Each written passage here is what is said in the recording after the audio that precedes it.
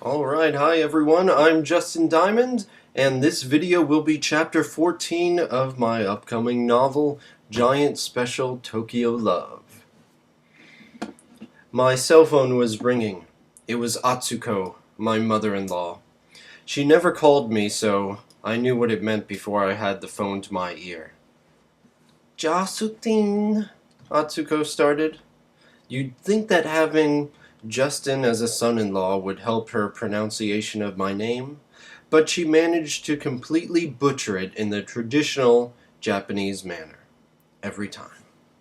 Hi, I said. Soroko-san wa jikan desu. Tatebayashi e ikimasu. Hi. My second acknowledgement wasn't as strong as the first. I didn't understand most of what she said, but obviously she was asking me to come to Tatebayashi, which meant Sora's water had broke, or maybe that she had just gone into labor. Having my daughter in Japan, those subtle details would almost certainly be lost to me. All I knew was that it was time. Tatebayashi e ikimasu. I'm going to Tatebayashi, I said. The train ride to Tatebayashi was always a strange one. I was used to taking the train into Tokyo, but Tatebayashi was in the opposite direction. It was on a different line, at a different terminal, and the train itself was much older. Instead of riding towards civilization through an ever taller and denser city, I found myself staring out of the windows into farmland. Green plant life, open fields. Hadn't Sora said that Tatebayashi meant something like cluster of trees with horses running through them? Every time the train stopped, the stations were smaller and smaller. Some of them seemed more like desolate ghost towns, with not a single person getting on or off. 45 minutes later, Tatebayashi wasn't such a small station. There were a few pachinko parlors there, but it was far from the hustle and glam of the Tokyo stops I had come to expect from train stations. I walked down the silent streets until I came to the in-laws' house. Atsuko was waiting there to walk me to the hospital. This was the real charm of Japan, being able to walk places. The narrow streets were lined with a type of sewer or water flow system completely unlike what we had back home. I stepped over square cement cinder block type things that could be lifted up. It was hard to see down under them, but I assumed water was flowing down there. Maybe it was a channel in case of flooding. The real trick of the system was how much it depended on the honesty and goodness of the public at large. Anybody could have stolen as many cement squares as they pleased, but for some reason in Japan, they didn't. If they tried to build roads that style in America, there would be random square holes in sidewalks everywhere. The hospital was not the rising behemoth I had imagined. It was quiet. It felt like perhaps the hospital had once been much busier, but was now, like so much of the Japanese countryside, largely abandoned. The inside halls were no different from the outside, eerily quiet. I followed Atsuko upstairs to a small waiting room. There were 2 chairs and a bed, the kind that had a giant ream of paper at one end. I waited in the small room with Atsuko.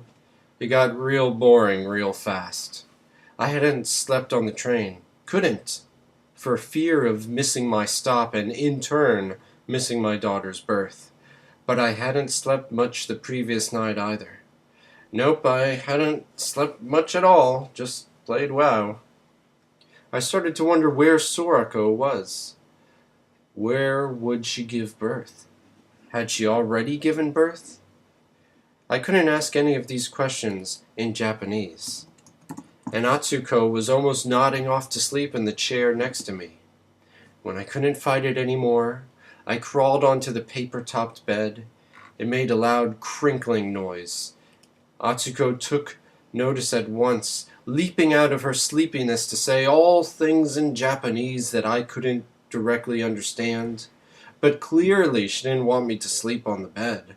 But why? I was so tired. Grudgingly, I got off of the bed. As soon as I did, Atsuko smoothed out the paper I had wrinkled. She did so with such care and delicacy. I assumed that any minute Sorako would come into the room and lay on that very spot and give birth. It was the bed where my daughter would be born. With that thought, I nodded off to sleep in the most uncomfortable sitting position possible. A doctor, or at least someone wearing scrubs with an air of authority, woke us up. He said something in Japanese.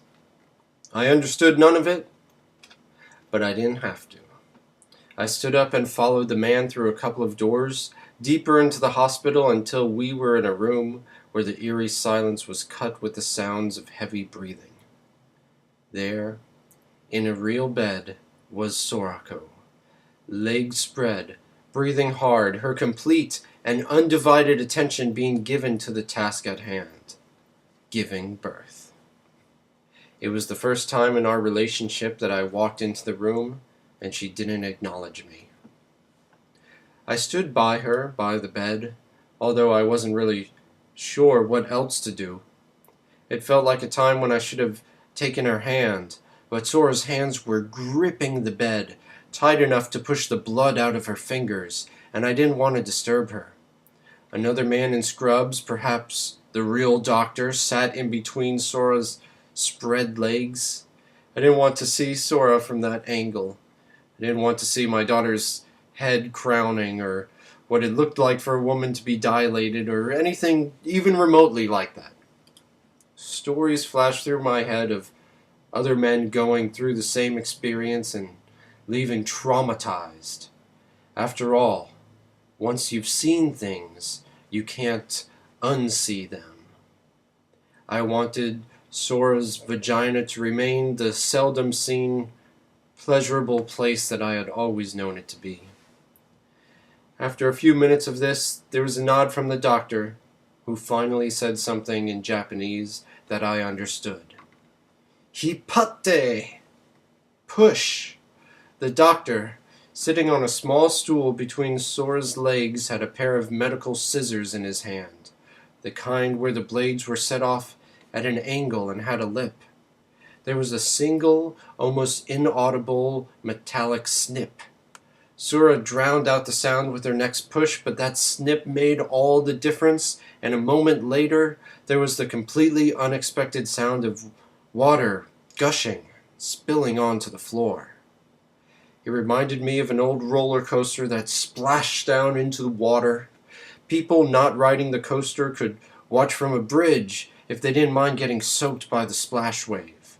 The sound of Sora pushing our daughter out reminded me of the sound of that splash, as if a ton of water had suddenly and violently let loose. I never imagined so much liquid was involved with birthing. The doctor said something that must have translated to, "Congratulations, it's a girl."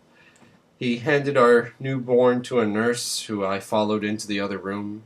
She cleaned the baby up, and when the nurse went away on some errand, I looked over my daughter.